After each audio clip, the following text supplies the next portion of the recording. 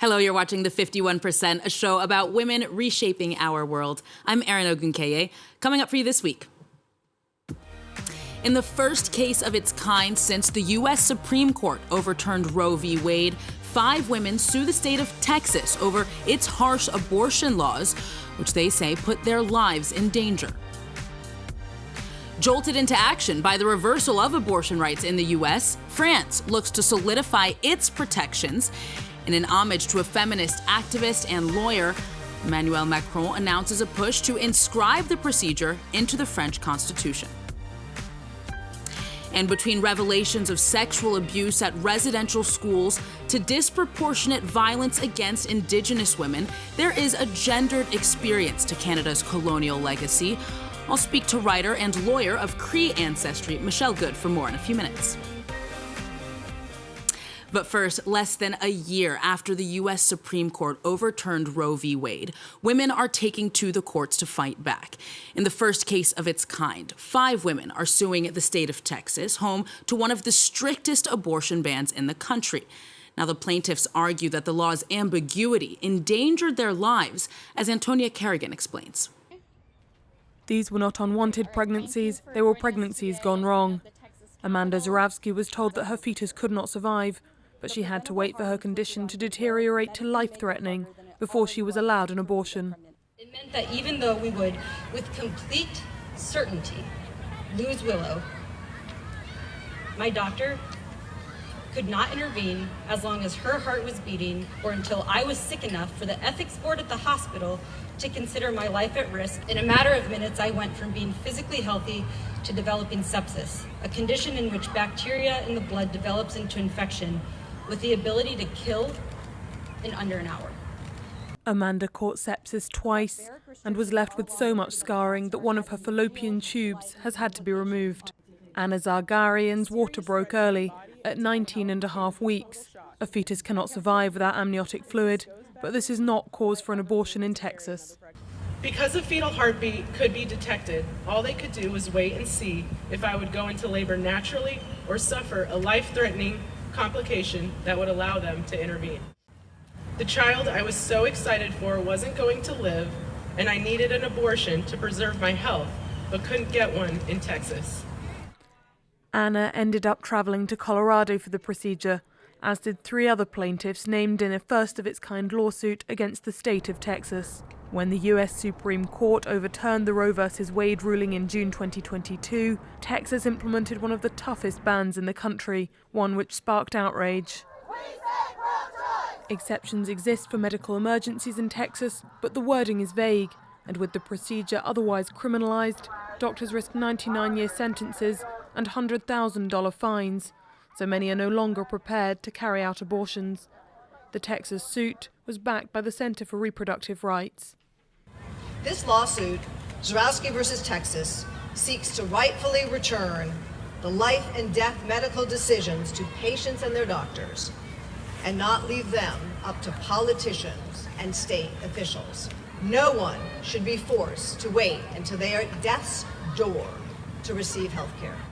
These 5 women are demanding the state clarify the scope of what constitutes a medical emergency so that doctors are not afraid to carry out abortions in line with state law. Well, that shock reversal of abortion rights in the United States sparked debate about reinforcing protections elsewhere. Emmanuel Macron said that his government will put forward a bill that would inscribe abortion rights into the Constitution within the coming months.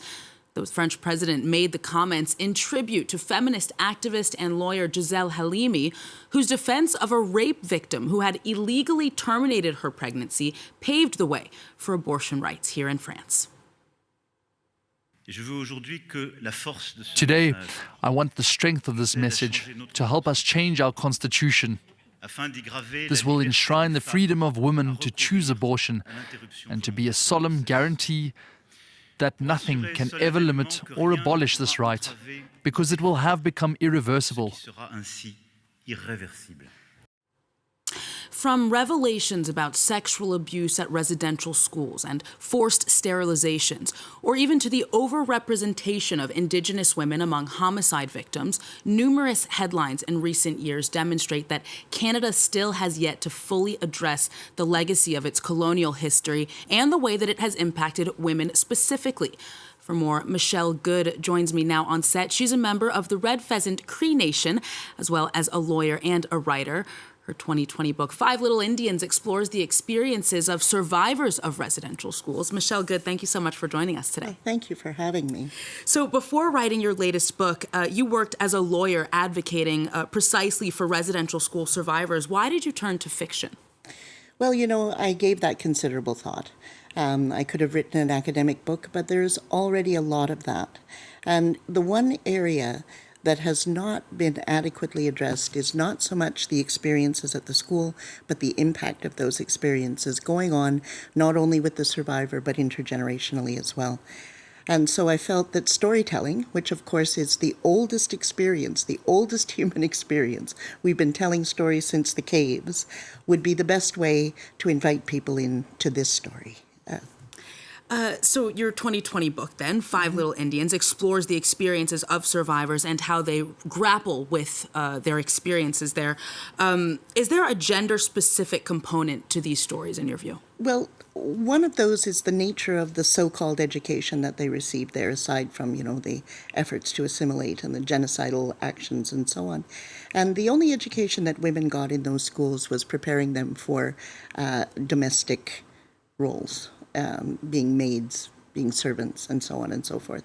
But the other aspect of that is that it created and perpetuated a very misogynistic notion towards Indigenous women that goes beyond any kind of misogyny that is sort of inherent in a patriarchal society anyway. And we see this in the disproportionate number of murdered and missing Indigenous women. That colonial implement, if you will, really created a notion that Indigenous women are disposable. We're going to turn to that in a second, but before we do, you've written before about how your own mother was subjected to violence at these schools and the way that her own femininity was weaponized, which I think illustrates kind of what you were saying there. Absolutely. My mother had an experience where she wouldn't eat tainted food that was provided to her, and they made her sit until she would eat it. She refused. The principal said to her, she was 11 years old, said to her, "You're nothing but an Indian slut. You will never be anything but an Indian slut." And they didn't understand that my mother was a force of nature, and I think that actually motivated her to exceed anybody's expectations of an Indigenous woman of that time. Yeah.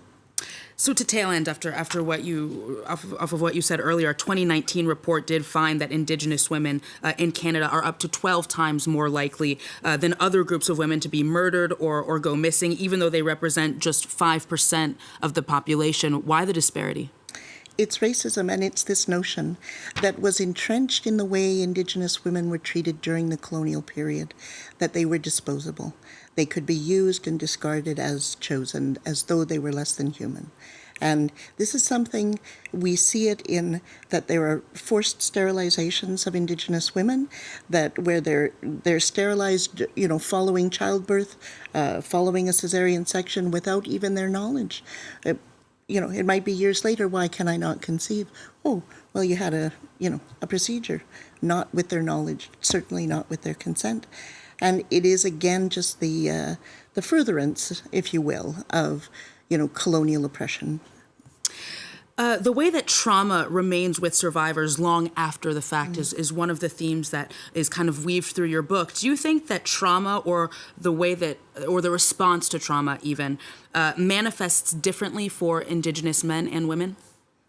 I think so, but I think that trauma is magnified, I think, for Indigenous women. Not to say that Indigenous men experience it any less, but it's different for Indigenous women, again, because of this notion that they're disposable and that they shouldn't be having these kinds of responses, that they're, you know, it's just how things are supposed to be.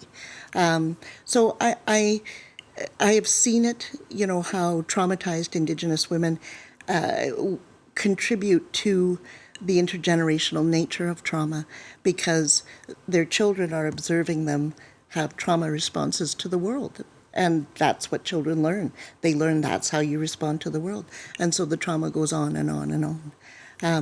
And also the role of Indigenous women was so deeply compromised by the theft of children, just so deeply compromised. Which we definitely get a much clearer picture of in your book. As a last question for you, Michelle Good, when he was elected, Justin Trudeau had vowed to better protect Indigenous rights. How do you judge his administration's response to violence against Indigenous women in particular?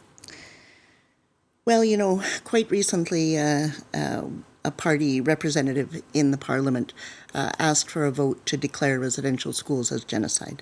That vote was passed, 100%. Within the next week, there was refusal in the federal police force to search a garbage dump, a landfill, for the remains of a murdered Indigenous, or two murdered Indigenous women. Because it was too complex, too complicated. So, you know, there's what is said and there's what is done. What is said, you know, is very emotional, is very all the right words, but the action, unfortunately, doesn't follow.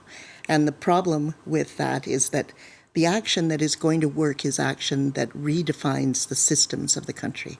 And that is what all prime ministers have failed to do, him as well. Michelle Good, author of 5 Little Indians, thank you so much for coming on the show today. My pleasure. Thank you for having me. Well, that concludes this edition, but we love to hear your comments and story ideas as well, so do feel free to connect with us via our Facebook or Twitter pages. And until the next show then, goodbye for now.